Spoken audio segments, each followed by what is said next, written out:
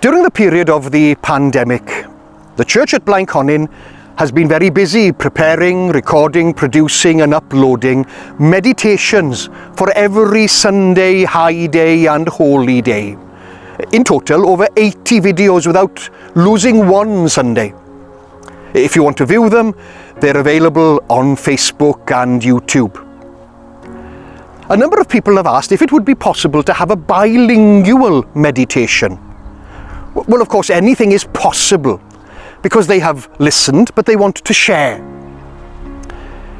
If a bilingual meditation was to be prepared, then there are problems and there are things that need to change. If a 30-minute meditation was to be recorded bilingually, then either the length would have to be doubled to an hour or halved, 15 minutes for one language and 15 minutes for the other. If the meditation were to be prepared bilingually, perhaps the momentum could be lost. Unless two totally independent videos were prepared and released and uploaded, the same theme, the same text, then it might be possible. If this idea was progressed, then there is really only one practical and pragmatic solution possible. 2 videos, 1 theme, 1 text, 1 message. Message intact, momentum intact. Therefore, today's meditation is available on 2 separate videos. And if you want to listen to and or share the message of either or both languages, then you are welcome to do so. If you're waiting for today's bilingual theme and text, then you've already had it. Yes, you have. And as we're discussing languages and tongues and texts, let us lift up our voices as we join together with a hymn written by Charles Wesley in 1739 to commemorate the anniversary of his conversion. Oh, for 1,000 tongues to sing my great Redeemer's praise.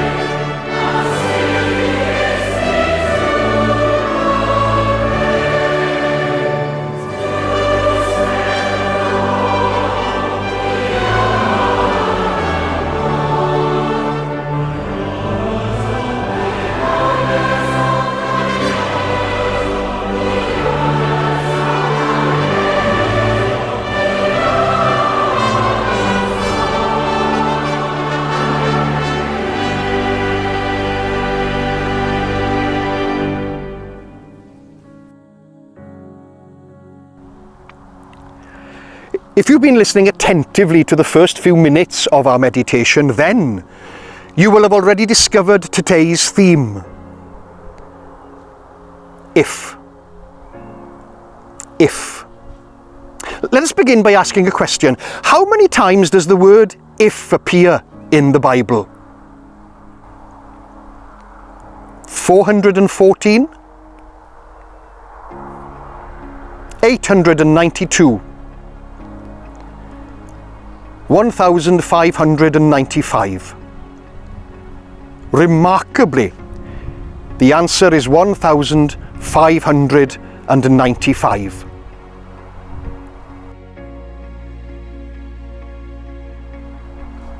The word if is interesting, as it is one of the most important words in the Bible. It speaks directly to our responsibility to God. Let's have a look at some examples. Deuteronomy chapter 28. If you fully obey the Lord your God, and carefully follow all his commands that I give you today, the Lord your God will set you high above all the nations on earth. All these blessings will come on you and accompany you if you obey the Lord your God. You will be blessed in the city and blessed in the country. 2 Chronicles chapter 7. If my people, who are called by my name, will humble themselves and pray, and seek my face and turn from their wicked ways, then I will hear from heaven, and I will forgive their sin, and will heal their land. Isaiah chapter 1. If you are willing and obedient, you will eat the good things of the land. But if you resist and rebel, you will be devoured by the sword. For the mouth of the Lord has spoken. Psalm 139. Where can I go from your spirit? Where can I flee from your presence? If I go up to the heavens, you are there. If I make my bed in the depths, you are there. If I rise on the wings of the dawn, if I settle on the far side of the sea, even there your hand will guide me, your right hand will hold me fast. And then again from the New Testament. John chapter 14. If you love me, keep my commands. And I will ask the Father, and he will give you another advocate to help you and be with you forever, the Spirit of truth. The second letter to Timothy, chapter 2. Here is a trustworthy saying. If we died with him, we will also live with him. If we endure, we will also reign with him. If we disown him, he will also disown us. If we are faithless, he remains faithful, for he cannot disown himself. And believe it or not, Jesus used his fair share of the if word during his ministry. In fact, the more you read, the more you realize he used it all the time. Almost half of the 574 occurrences of the word if in the New Testament appear in the 4 Gospels. Jesus always put the if on the man's side, never on God's side. John chapter 15. As the Father has loved me, so have I loved you. Now remain in my love. If you keep my commands, you will remain in my love, just as I have kept my Father's commands and remain in his love. I have told you this so that my joy may be in you and that your joy may be complete. My command is this: love each other as I have loved you. Greater love has no one than this, to lay down one's life for one's friends. You are my friends if you do what I command. John chapter 8. To the Jews who had believed him, Jesus said, "If you hold to my teaching, you are really my disciples. Then you will know the truth, and the truth will set you free. Luke chapter 14. Large crowds were traveling with Jesus, and turning to them he said, "If anyone comes to me and does not hate father and mother, wife and children, brothers and sisters, yes, even their own life, such a person cannot be my disciple." The prophet Elijah was heard to use the if word. I'm sure you remember the story.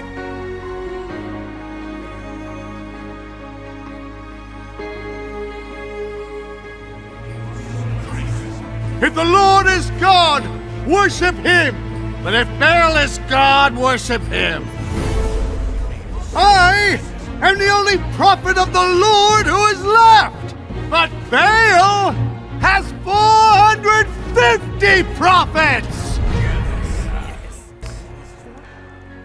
When taking a computer programming course recently on basic language, we were instructed of the if-then statement, and they're used in creating computer programs. The statement creates options for the computer from which to make choices depending on the circumstances of the item considered. If this is the condition, then do this. If this is the condition, then do this. If condition X is true, then perform action Y.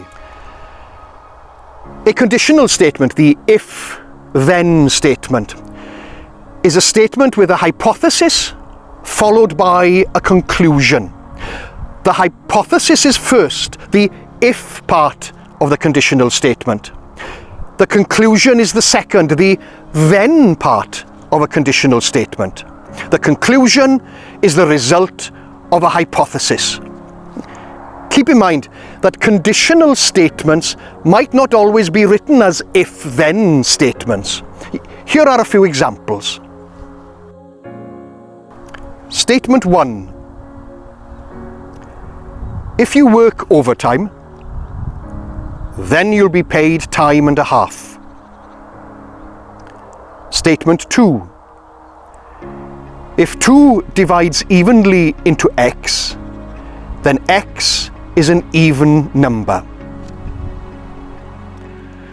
God's love is unconditional on his side. However, there are conditions that we have to meet in order to benefit from that love. 2 Chronicles chapter 7. If my people, who are called by my name, will humble themselves and pray, and seek my face and turn from their wicked ways, then I will hear from heaven, and I will forgive their sin, and will heal their land. Proverbs chapter 2. My son, if you accept my words, and store up my commands within you, turning your ear to wisdom and applying your heart to understanding. Indeed, if you call out for insight and cry aloud for understanding, and if you look for it as for silver and search for it as for hidden treasure, then you will understand the fear of the Lord and find the knowledge of God.